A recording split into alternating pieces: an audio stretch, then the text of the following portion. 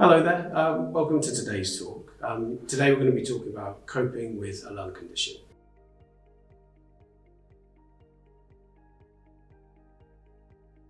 My name is Samuel Taylor. I'm a CBT therapist with italk. For those of you that aren't too familiar with CBT or italk, CBT stands for Cognitive Behaviour Therapy, and it's a psychological therapy, and italk is the psychological therapy provider in Hampshire.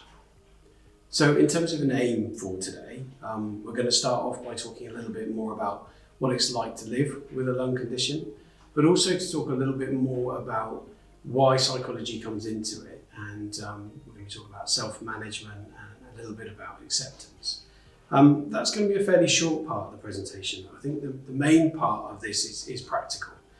So I really want to teach you some of the techniques and strategies that have been shown to be of some help.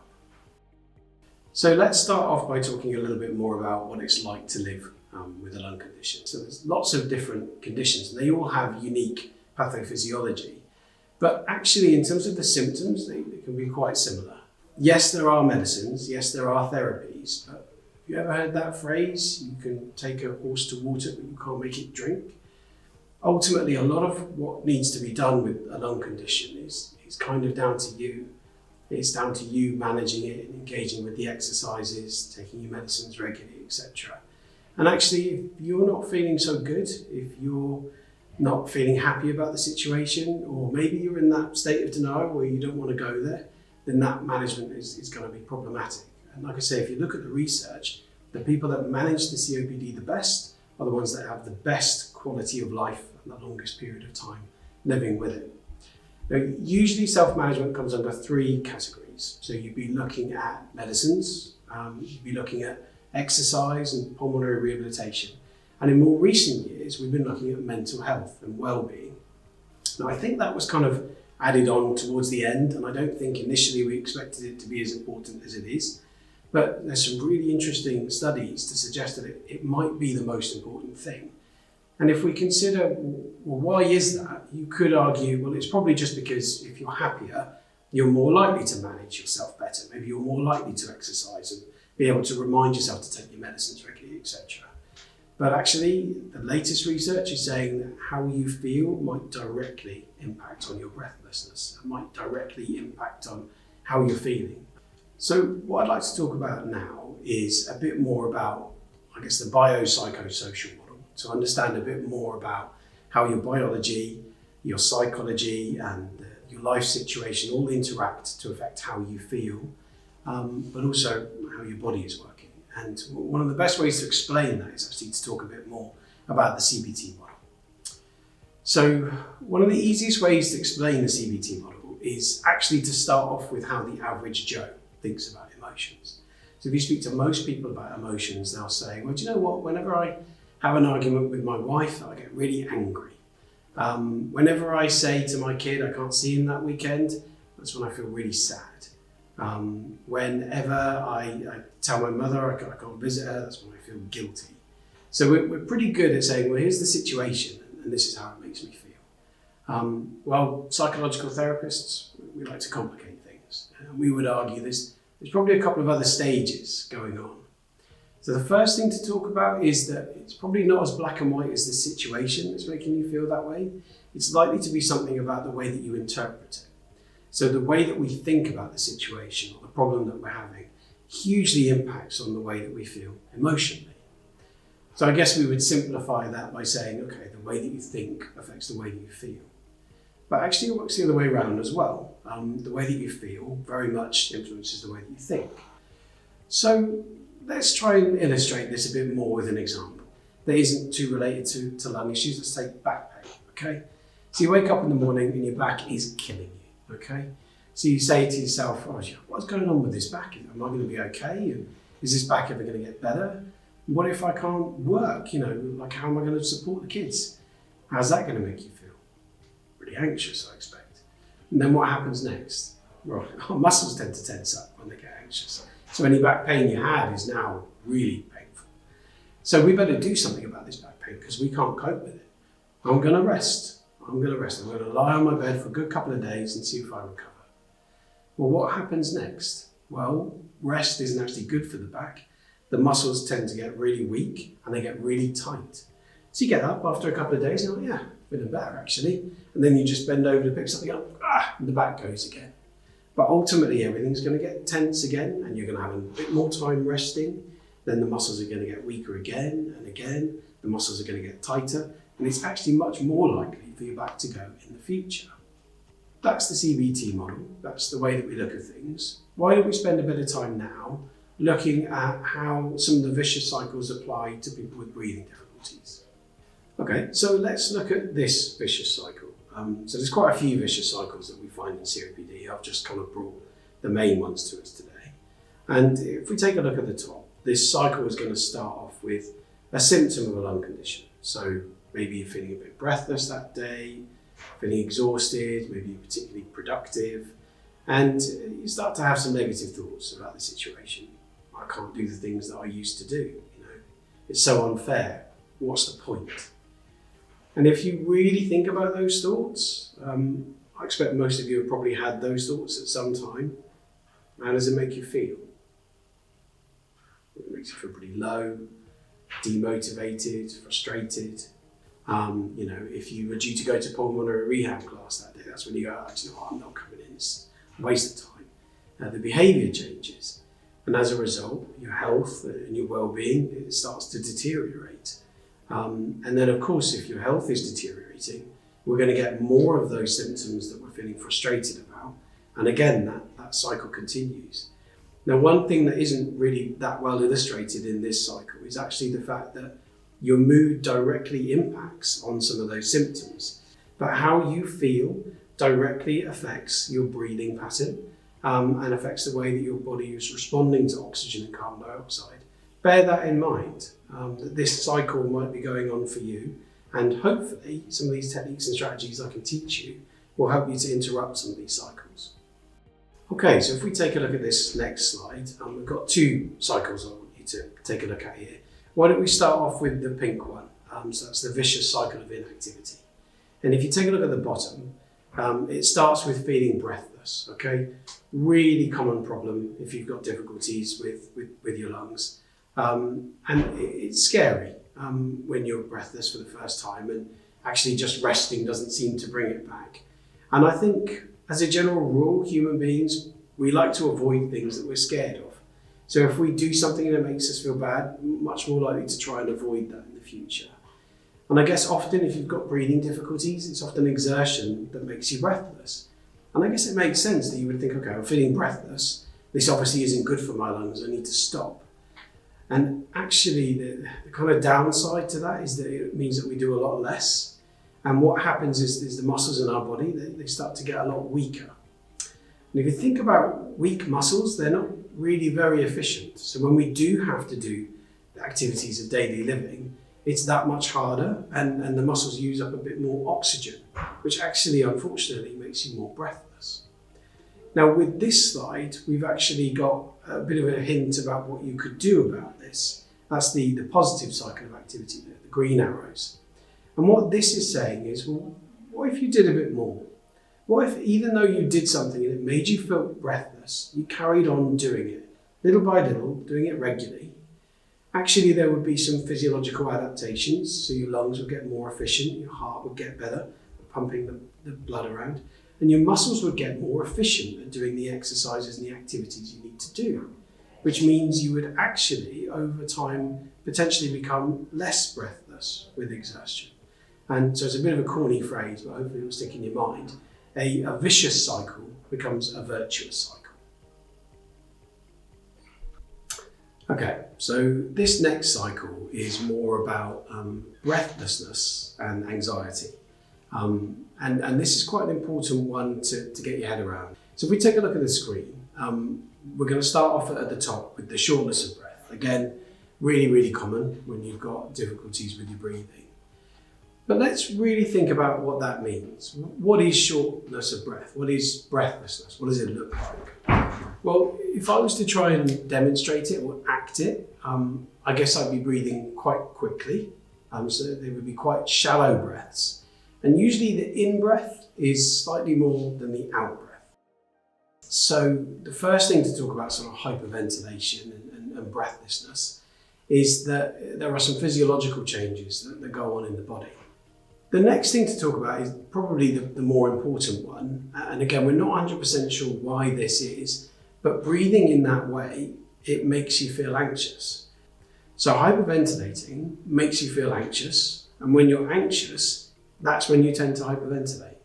So these two processes just keep going, getting worse and worse and worse. And those are those days when you just cannot catch your breath. And of course, it's pretty hard to ignore that process. So you're focusing your attention on it. You're more aware of this breathlessness, and it's getting bigger and it's getting worse.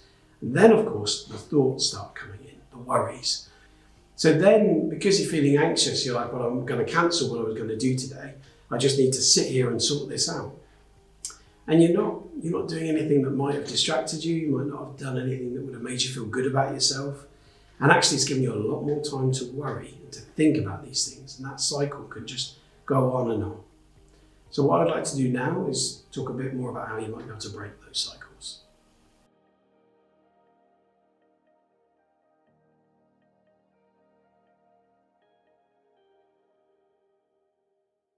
Okay, so let's look at some of these techniques and strategies then. So the first one I wanted to look at was something I like to call thought challenging. But again, if you want to Google it and learn a bit more about it, the official name is cognitive restructuring. And the idea of this technique comes from this concept that negative thoughts affect the way that you feel, and when you're not feeling so good, it also affects the way that you think. So the first thing we need to do with this technique is to be aware of those thoughts, and it's easier said than done. What I tend to get people to do is to keep a diary for a few weeks. So when you're feeling really negative, whether it be sad or anxious or angry, whatever it is, see if you can get a pen and jot down the thought as clearly as you can. So really what you want to do is start off when you're feeling a bit calmer. So you've had this negative thought, you're aware of it, and a couple of days later you come back to it. And what we want to try and do is take a look at that thought, and again it's another gimmicky phrase, but it will hopefully stay in your mind, is we want to take the thought to court. It's a bit dry talking about it this way, so why don't I ask you to think about the thought you've had in the last couple of weeks. I imagine there would have been at some point where you felt really sad, cross, anxious. So feel free to pause this and just have a little reflect. Think about how you felt and what was the negative thought. Okay? Got it? So if I ask you now, what's the evidence to support that thought? What's the reason to hold on to it? Why do you think it might be true? Now we want to think about the opposite. Is there any evidence against this thought? Any reason to think that actually looking at it in this way, it's not 100% accurate? Maybe being a bit hard on yourself, a bit hard on someone else.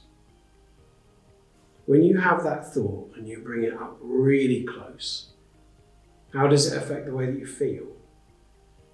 How does it affect the way you are towards other people? How does it affect what you do on a day-to-day basis?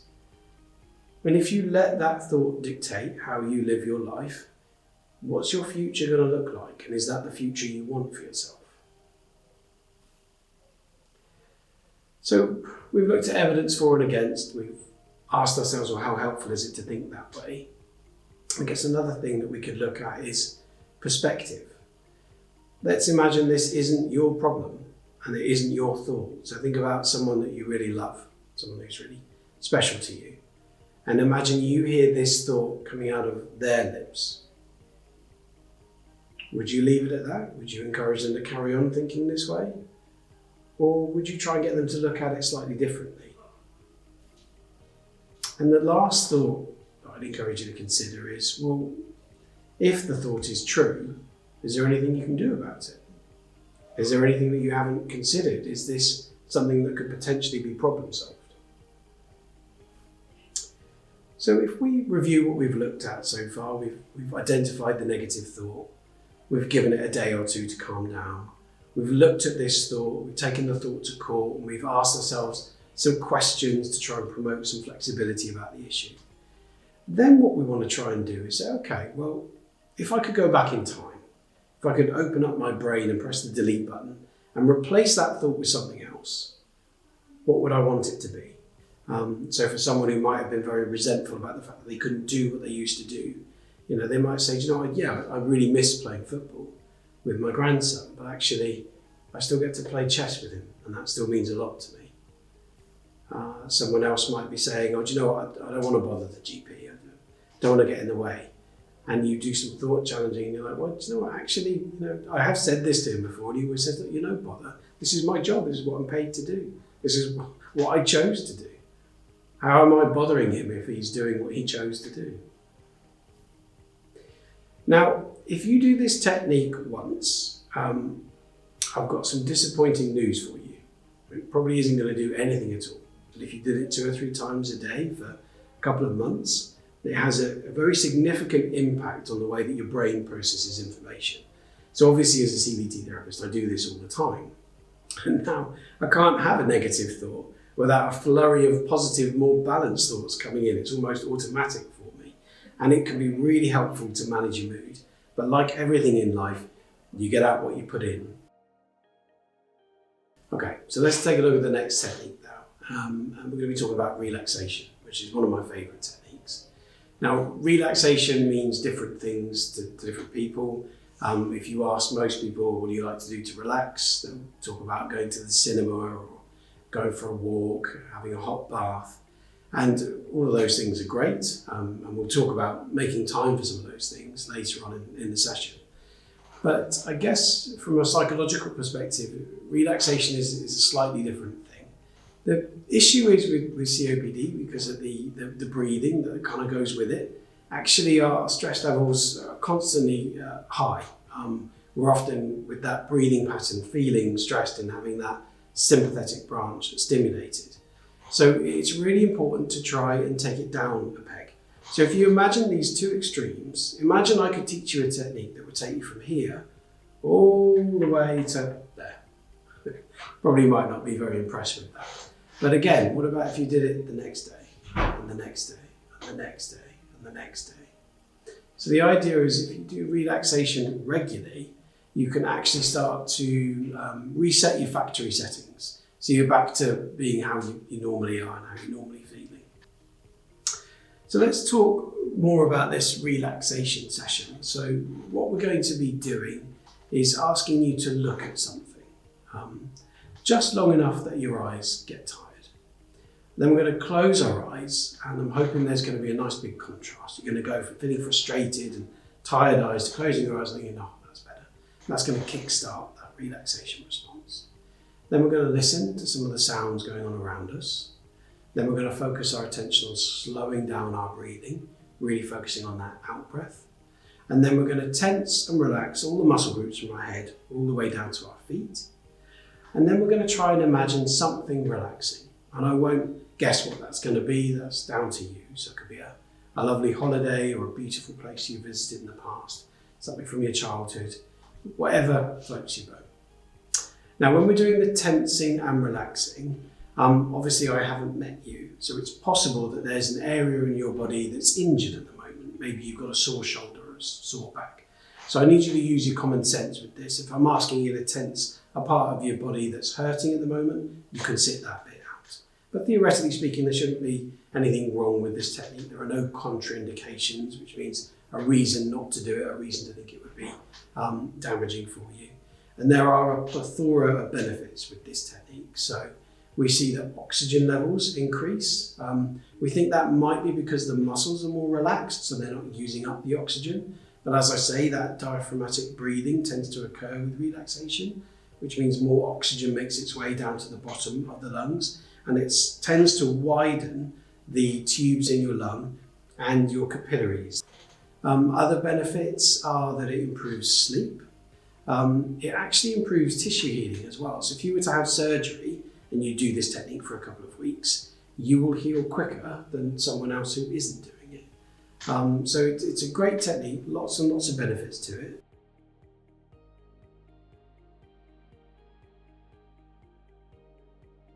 Now I'd like to introduce you to the next technique. And is it a technique or is it a therapy? It's mindfulness, what I want to talk to you about.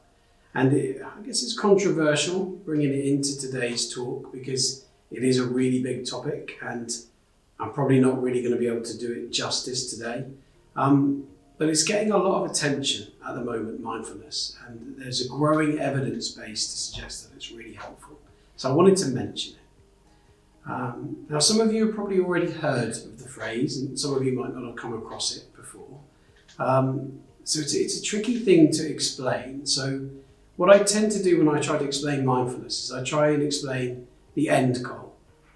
So if you've been doing mindfulness regularly, the hope is that you would be a lot better at knowing what is going on inside your own head and inside your own body at any given moment without getting carried away by it. What does that really mean though? The phrase in mindfulness circles is we have a non-judgmental acceptance of the present moment, and we have a non-judgmental acceptance of the thoughts and feelings that go on with us.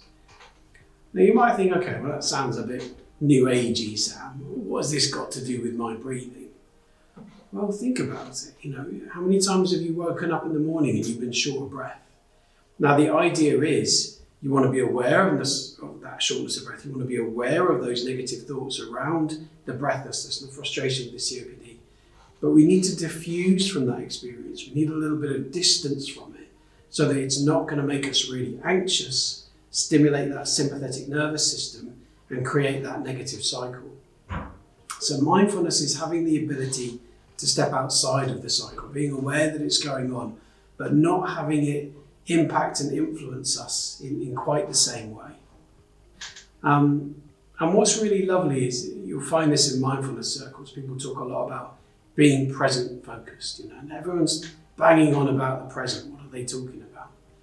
Well, I guess if you're feeling anxious, chances are you're thinking about the future. You're thinking about something bad that can happen. And often if you're feeling really down, you're probably thinking about something bad that has happened, maybe in the past. So mindfulness helps us to be more aware of what's going on in this present moment. And it helps us to get really absorbed in activities.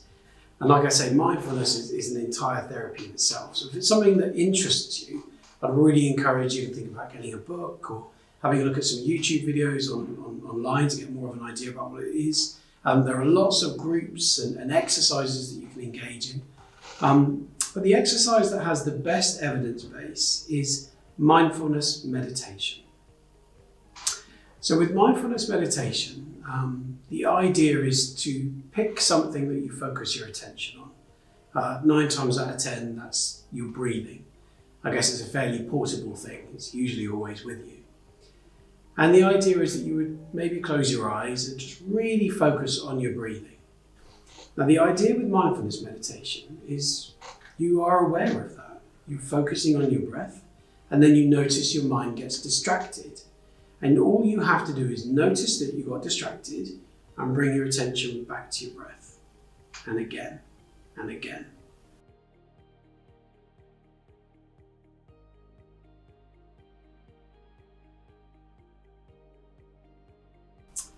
Okay, so now we come on to the last technique of the day. And some people call it activity scheduling, some people call it behaviour activation. But one of the best ways of understanding this technique is looking at these vicious cycles again, the ones that we talked about before. And it's the impact of inactivity on your mood and on your physical health.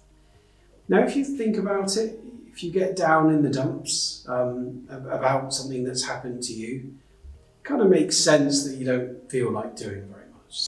But what happens if that happens tomorrow and the next day and the day after? Well, it's problematic because the brain, it needs stimulation. It needs things to look forward to. So psychologists wondered, okay, well, what's the best way to get someone out of this cycle?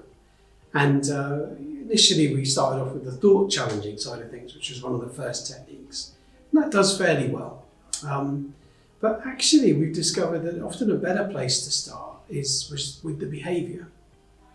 And so that's where this concept of activity scheduling comes from. The idea is that you would take a week or two and reflect on what you get up to in a day. You're like, do you know what? A lot of the time I'm just sat around thinking negatively or moaning about a problem or watching telly or sitting in the garden having a cigarette or whatever it might be. And the idea is that once you've taken a look at that, you ask yourself, well, what's missing? How much fun is there? How much enjoyment and relaxation? How much am I socially connected with other people? Because that's an important one. So we've got these activities that give you a sense of enjoyment, give you a sense of achievement. And the idea is you would start to list those. And then you get yourself a diary of some sort. And you start to schedule some of those activities into your week. And we start off fairly small. Rome wasn't built in a day, is what I might say. And we might just start off with one activity that brings a bit of joy and one activity that gives us a sense of achievement. But the idea is that we gradually start to schedule a little bit more in. We start off with the easy things and then we gradually start to schedule the harder things in. And often within 6 weeks, someone's depression scores, they can decrease significantly. I guess with lung issues, I guess we also need to bring in the sort of looking after your medicine, taking time to do your exercises, making sure that you're looking after yourself. And the beauty with this technique is you can start to schedule that in. So if you're interested in some of the techniques I've talked about today, you could schedule in time for your mindfulness meditation, schedule in time for your relaxation, your thought challenging. Another thing I'd encourage you to consider is something called the Pramaq Principle. So all this really means is if you've ever had kids, we tend to get them to have their dinner first before their dessert, don't we? Because once you've had your dessert, dinner doesn't taste as good. And that's really all the Pramaq Principle is. It's saying, well, if there's something you don't want to do, maybe do that first. And maybe we'll schedule something that you really enjoy afterwards and see it as a bit of a reward.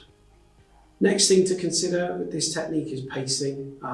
Fatigue is a very genuine issue with lung difficulties, and it might be that you can't do quite as much as you used to. So it's important to try and alternate rest with activity.